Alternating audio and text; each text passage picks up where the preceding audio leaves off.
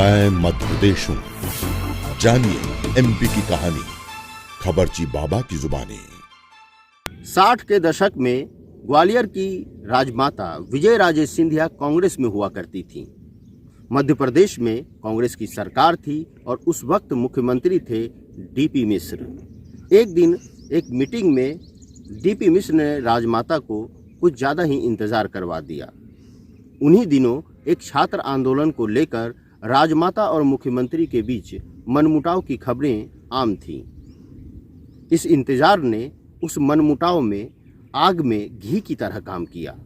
राजमाता इसे अपमान मान बैठी और जब वो वहां से लौटी तो उन्होंने बदला लेने की ठानी और कांग्रेस सरकार को गिराने की भी। उस समय डीपी मिश्र ने राजशाही पर तीखी टिप्पणी की थी, इसे लोकतंत्र का दुश्मन तक कहा था। यह बात राजमाता सिंधिया को नागवार गुजरी और उन्होंने कांग्रेस छोड़ दी। इसके बाद 1967 में मध्य प्रदेश विधानसभा चुनाव हुए। राजमाता गुना संसदीय सीट से स्वतंत्र उम्मीदवार बनी और जीती भी। इसके अलावा वे शिवपुरी की करेरा सीट से भी जनसंघ की टिकट पर चुनाव लड़ी थी। इस सीट से भी उन्हें जीत हासिल हुई। उन्हें विपक्ष का नेता बनाया गया। उधर राजमाता के कांग्रेस छोड़ने के बाद पार्टी में दरारें पड़ने लगी थी। पार्टी के कई बड़े नेता डीपी मिश्र के स्वभाव से नाराज चल रहे थे। इसका फायदा राजमाता को मिला। राजमाता ने कांग्रेस के करीब 36 विधायकों को तोड़कर अपनी ओर मिला लिया। इसके बाद राजमाता पर पैसे देने का आरोप भी लगा और अपहरण का भी। क्षितिज का विस्तार नाम की किताब में मध्य प्रदेश के पूर्व विधानसभा अध्यक्ष और मंत्री डॉक्टर राजेंद्र शुक्ल लिखते हैं कि तब बजट सत्र चल रहा था।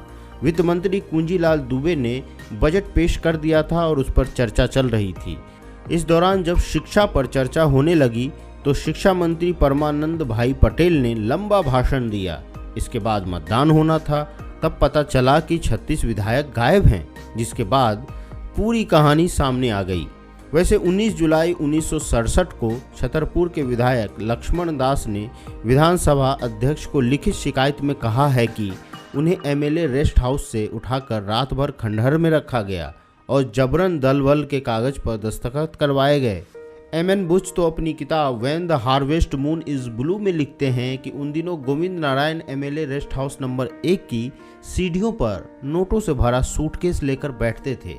विधायक चाहिए थे किसी भी कीमत पर, तो विधायकों की धरपकड़ भी होती थी।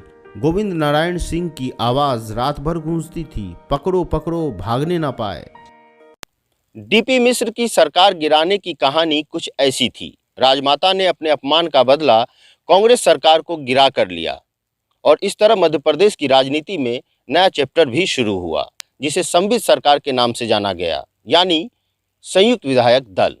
हालांकि यह सरकार भी महज 19 महीने ही रह पाई।